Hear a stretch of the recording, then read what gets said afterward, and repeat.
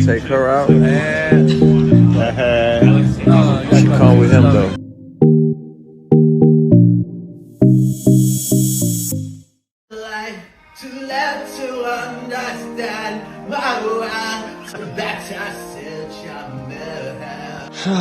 Studio's almost done. When these guys are hanging.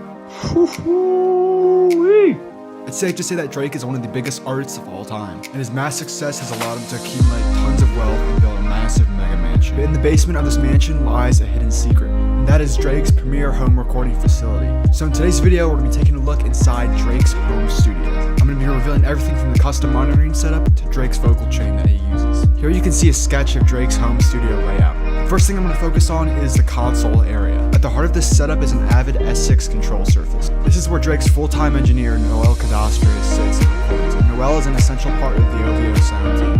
On Drake's most recent records, including Her Loss, he's credited as a recording engineer and a mixing engineer for pretty much every single song. Now the Avid S6 is just a control surface, so there's no audio actually passing through it. But essentially it's just used to get faster control over Pro Tools. On his Instagram, Noel frequently posts pictures of the S6 console, and these actually give insight into Drake's mixing process. Here we can see a screenshot of the mix of Tusi Slide. On the left you can see the rough mix, then followed by the beat stems. You can see Drake's vocals and ad-libs laid out on the board. Next to the vocal you can see this doubler effect and some reverb and delay.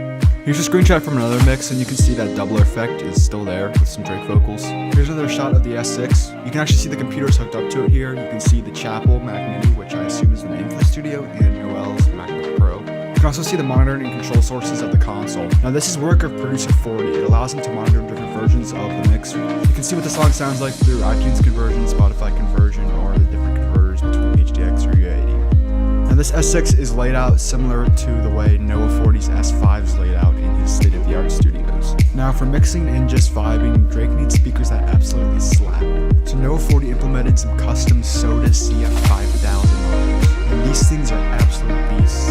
While the company Soda has long since been out of business, Noah actually contracted some of the original founding members to make these monitors again. These are mock-ups.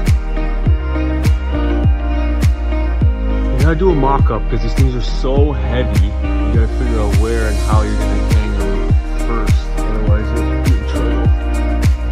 There's the mirrors, and then you gotta put the mirror on the mock so you can see. Exactly where the listening position is. Because that would be the tweeter in these speakers. The tweeter's right there. So that's sort of the center of the listening position. In the mathematical center of the speaker. Studio's almost done. But when these guys are hanging. Now some of y'all might remember Soda speakers from Noah 40's studio, and yes, he has an obsession and believes that these are the best studio monitors in the world. So up top are the Soda 2000s, and underneath are the Soda 750s. Yep.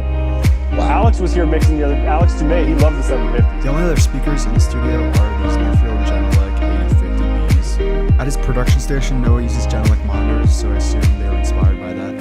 Now moving further up into the room, you can see Drake's vocal tracking setup inside the control room. Whenever he wants to record, it seems he just chills on the couch. Here you can see Drake recording under the palm tree, and here's this Instagram post by Drake which shows where he usually records. Now if you zoom into the sketch, you can see the reflection filter with a microphone on it. And from the story, here's the picture that the sketch was referencing. This appears to be a U87 inside a reflection filter with a pop filter on it. Now for those who don't know, the U87 is Drake's go-to scratch vocal recording microphone. You can see it in the control room of Noah 40's Soda Studios.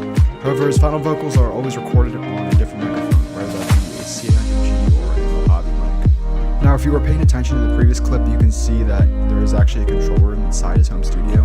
Here you can see there's a giant Louis Vuitton couch, and there's actually a massive mic stand where a C800G or a nicer microphone, U87, probably goes. And for headphones, you can see the classic Audio-Technica ATH-M50Xs, and what appears to be a Hearback Pro monitoring system. And based off this cord in his bed or in other areas of his house, he has a little setup collection filter and headphones as the previous setup. Hopefully you all enjoyed this deep dive into Drake's home recording setup. This video was challenging to make because there isn't that much information on his home recording setup. However, I was able to find some information and make some pretty cool conclusions about his recording process.